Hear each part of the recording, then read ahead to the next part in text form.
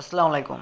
আমরা জীবিকা নির্বাহের জন্য বিভিন্ন ধরনের ব্যবসা বাণিজ্য বা চাকরি বাকরি করে থাকি। তবে বর্তমানে আমরা সবাই ব্যবসার দিকে বেশি ঝোঁক বা আকৃষ্ট থাকি, কারণ ব্যবসায় প্রচুর পরিমাণে অর্থ বা লাভবানের আশায় আমরা ব্যবসার দিকে ঝোঁক থাকি। কিন্তু আমি যে বিষয়ে আজকে কথা বলবো সেটা হচ্ছে মুরগির ব্যবসা সংক্রান্ত, মুরগির পায়ে খোঁড়া বা পায়ে ব্যথা, প্রতিবন্ধী ইত্যাদি এই সকল ধরনের, যেগুলো এক কথায় বলে বিকলাঙ্গ বা প্যারালাইসিস। আমরা মুরগি পালনের ক্ষেত্রে ছোটোবেলা থেকেই খুব সুন্দরভাবে মুরগিদের পরিচর্যা বা রক্ষণাবেক্ষণ করতে হবে বা করা আমাদের সকলের দায়িত্ব।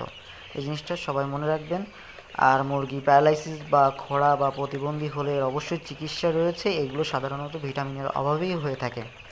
আপনারা সবাই এগুলো ভালোভাবে জেনে রাখবেন। সাধারণত মুরগির বলে কথা না, প্রত্যেকটা প্রাণীরই দেহে ভিটামিনের চাহিদা রয়েছে, সেটা মানুষ হোক বা প্রাণী। আর ভিটামিনের অভাবে নানা রকমের সমস্যা বা জটিলতা সকল ক্ষেত্রে হয়ে থাকে। মুরগির পানি